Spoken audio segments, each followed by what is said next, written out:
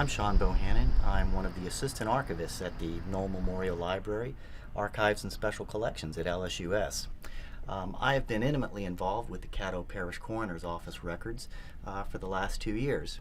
Recently, we have finished processing a large portion of the records, and we have many people like to review these, including researchers from all over Northwest Louisiana.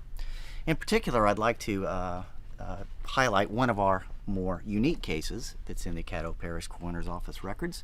It is the death of a 16-year-old girl in 1934, May Giffen, at the hands of the so-called Butterfly Man. Daniel Napier, otherwise known as Frank Lockhart, brutally murdered and raped May Giffen in 1934 in Shreveport. So we're going to take a look at one of the records.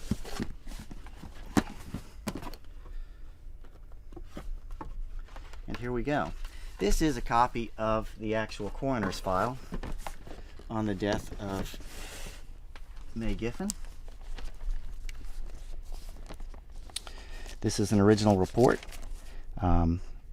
This was prepared by Dr. Willis Butler, the Caddo Parish Coroner. It describes her death at the hands of Fred Lockhart, who was his alias. Daniel Napier was his actual name. And that she was found dead on April 15th, 1934, off Jewella Road, to the right of Fetzer Avenue in Shreveport. The time of her death was fixed Thursday afternoon, April 12th, 1934. This is fairly typical of a coroner's report that you'll find in our files from this time period. After the cover sheet, you will find Dr. Butler's statement as he describes the scene where her body was found, as well as evidence that was scattered around the area. He also describes the physical appearance of Fred Lockhart, the suspect, in the Caddo Parish Jail, to find any physical evidence that was present on him. There's reports of the deputy sheriff involved in the case, Bert Stone. We have statements of other witnesses that were present at the scene. In this case, Mr. Will Marion said that I have been fishing up on the lake 2 or 3 years off and on, and Albert Green and me went fishing yesterday between 8:30 and 9 a.m. We were walking through the woods, and I saw something piled up in a cluster of brush, and I told Albert, I see something. And he says, well, what is it? And I said, I don't know until I get there. And Albert said, it looks like something dead. And I told him to wait, and we would go over there and see. I went over there, and I saw that there was a girl that was murdered, and she had a cluster of leaves and rotten wood piled on top of her, and she was lying on her side with her legs spread open. So when Albert walked up, I told him, don't come any closer than 10 feet of the body. And then he goes on to describe how they contacted the sheriff for the murder scene. Again, the report goes on. We conclude with a hand-drawn sketch of the crime scene. This is fairly unique in that you have an actual rough sketch from a well-known murder that accompanies the file.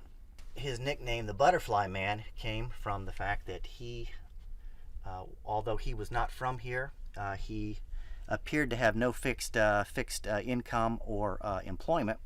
He would make small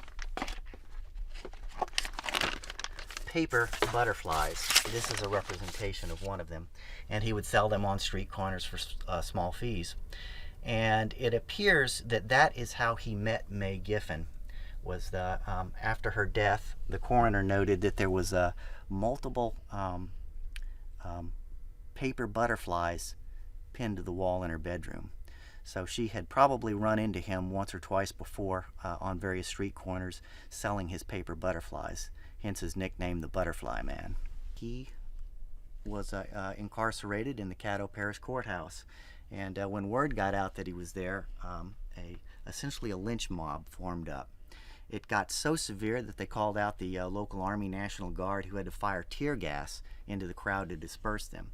However, they did manage to actually break into the courthouse, storm the first 2 floors, but while Fred Lockhart escaped from the lynch mob, he didn't escape from justice.